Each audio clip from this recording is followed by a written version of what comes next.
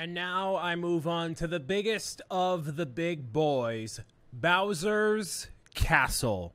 Oh yes, it is absolutely magnificent, all of its glory. The King Koopa makes his way into Lego form, and I couldn't be more excited.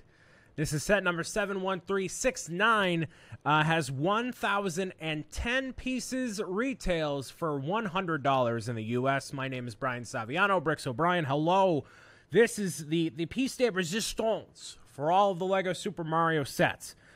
This is by far, just the initial impression here, the best one. Not just because it's the most expensive and the biggest one, but because of everything you get in here and the play functionality, and it's just a lot of cool stuff. So I'll start with the small stuff and work my way up with the figures and all that. So Mario, obviously not included. You can stay back here. All right, get out of here for now. All right. So you get a lava bubble, as you have seen probably from other sets as well. Chillin', got the same exact stuff. Totally same thing.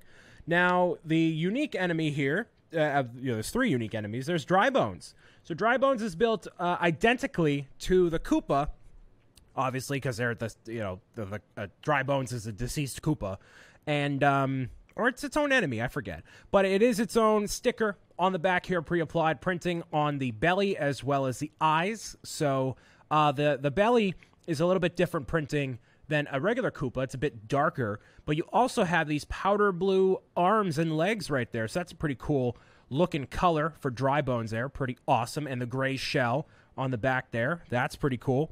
And then you also have attached over here, sneaking in through the corner, is Boo, which surprisingly does not appear in King Boo's Haunted Yard, but appears in Bowser's Castle, which typically doesn't happen in the games. There's the interactive sticker bit there.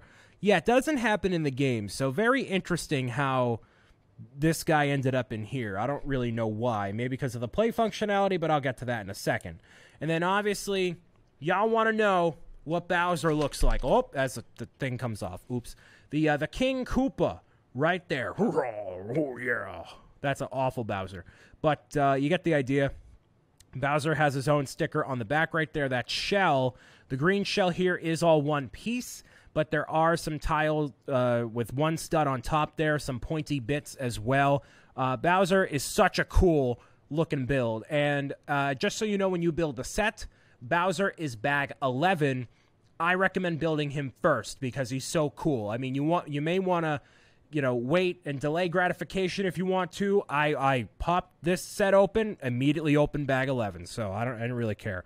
The arms move right here, so you can not really grip things. You can give him a little hug if you want to. Be like, oh yeah, come on, Mario. Like, that's a really awful Bowser. But yeah, I like this Bowser though. This Bowser looks really cool, and oddly enough, he compares relatively size-wise to Mario, which I kind of thought was weird until I thought about, Bowser in the games. Like, you can kind of see the height here. I'm like moving everything here. So you can see the height is pretty comparable overall.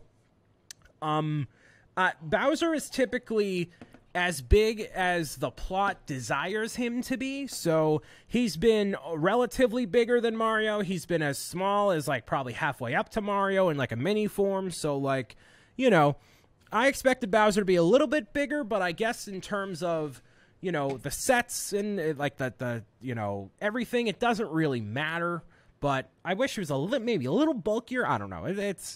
I'm not losing sleep over it, And as I pick this up off the ground, this flag right here is printed just like as it is in the starter course. And everything you see on Bowser, like everything else I've said 1,000 times before, is printed except for the pre-placed sticker. So the play functionality here is pretty sweet, all right?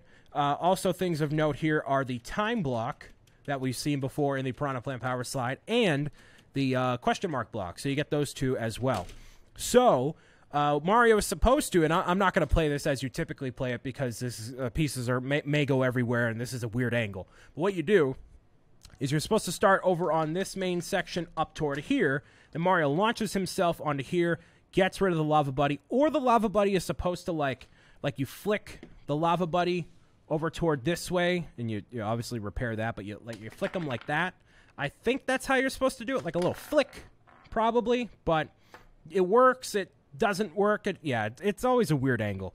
So it jumps on over through here, and what you can do is put Mario into this section right here. You can do that, but it doesn't do anything. So this is how you're going to defeat Bowser, and it plays this sound from Mario here.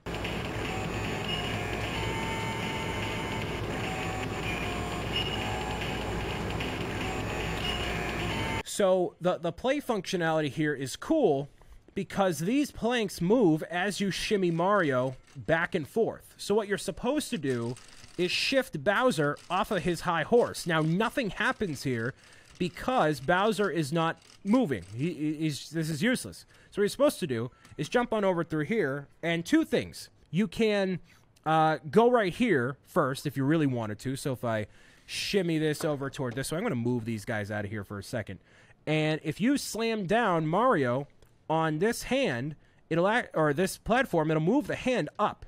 You can see, like, it's a weird angle this way. So let me try to do it this way, maybe.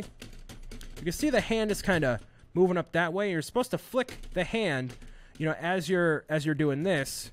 You're supposed to flick it all the way up so it sticks. There we go. And that way, when it sticks, you get a little bit more time over toward that way. Obviously, because Mario is not in the course, the time doesn't activate. It's just there for aesthetic purposes. And then same thing over here. You flick Mario. You kind of bounce him on that platform there, which can be more difficult than you might think. Get the question mark block, and he gets whatever he gets out of there. And then once you have these two up, then, and only then, can you actually defeat Bowser. But I'll get to that in a second. Over toward here is a play functionality that it's weird how it works and doesn't work. It's kind of odd. Is it working? Not real. So what's supposed to happen over here? I'll show you.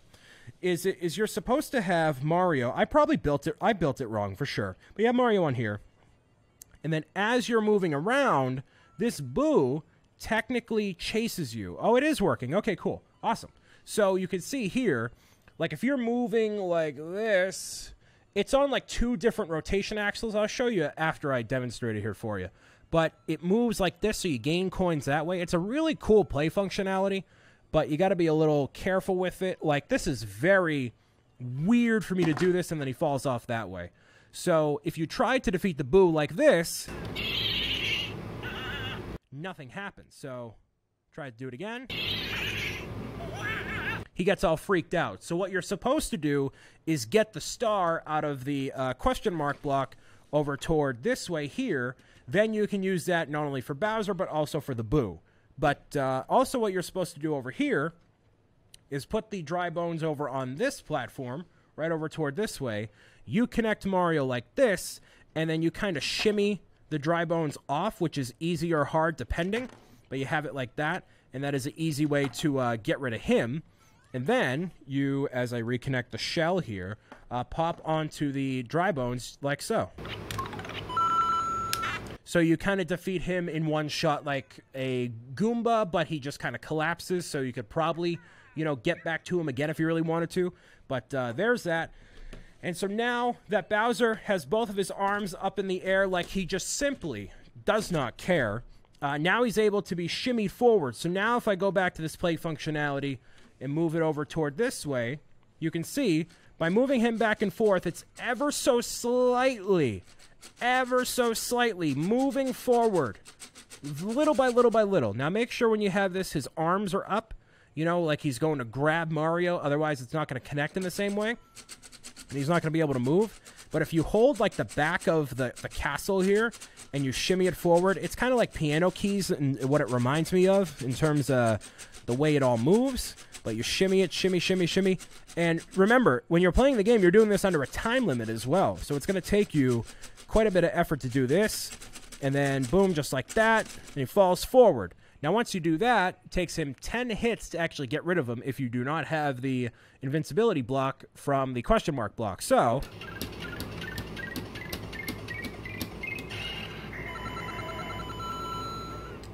sound from Bowser does play.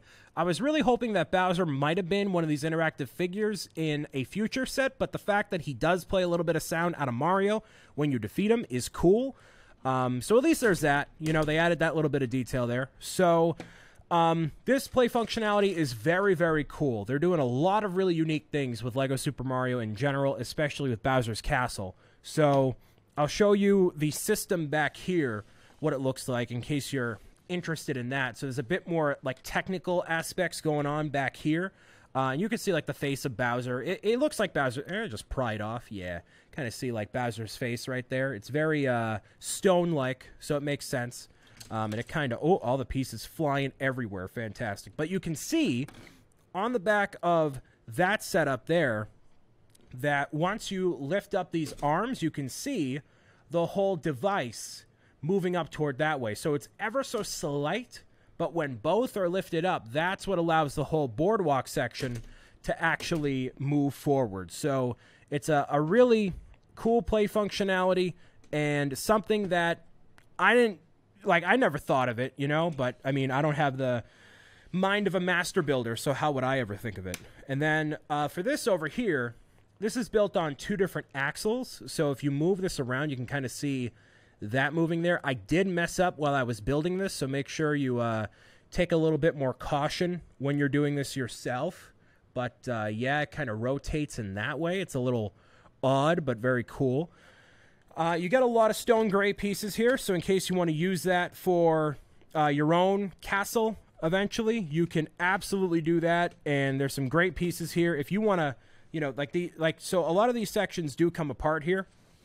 So if I shimmy all this back around, like this section of over there comes apart. And then if you lift this up, this wall section, oh, not that section, but this wall section right here, if I do that, is meant to come apart more easily as well. So you could make an entire castle wall section out of just these pieces alone and continue it over toward this way. So it's using those same Harry Potter classic castle pieces right there. Lava spewing out of them. That's pretty cool. So the inside of the build right there. Castle wall sections are built pretty interestingly too. Gives it that pseudo 3D effect there. There you go. There's the back of that there. Lots of potential here if you ended up getting multiple, but you don't need to. You totally don't need to. You get a lot of stuff here, and it's totally worth $100. It totally is. You get Bowser.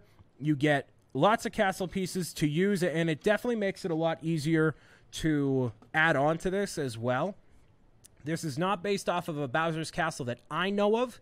I really wanted Bowser's Castle if they were to do it in real, like a minifigure scale Lego form. I would want the, you know, like in Universal Studios when they're going to open it, like you walk through Bowser's Castle and it's Bowser's mouth that you walk through, like the gates. So it's not like this setup. It's more so like an interactive, you know, walking through bit that way. And his eyes kind of come apart in a weird way. He's got a lazy eye. It's fine. So I like this set a lot. The enemy choice is interesting. I maybe could have had one more dry bones as of right now. This is the only way you can get dry bones. So, you know, I wish there was one more. Boo is an interesting choice for the level over here. You could have probably put in someone else, but in terms of substance, price, and interactivity, it's all here. It's all great. Highly, highly recommend this. This is definitely the set to get along with maybe the Thwomp and the Womp set. Deck yourself out with all of the lava sets, all of the Bowser's Castle stuff at once. Connect it all. Got yourself a really good setup right there. So that's what I think. Maybe you feel the same. Maybe you feel differently. That's up to you, man. You feel how you feel, and that's how you feel, all right? And I feel like my name is Brian Saviano, who just talked about this castle for 15 minutes. So hopefully you enjoyed this Lego Super Mario review, and hopefully you enjoy all the other videos I'm doing on Lego Super Mario stuff. Love talking about it, so I'll keep on talking about it. Have yourself a great day, and I'll talk to you soon. Bye.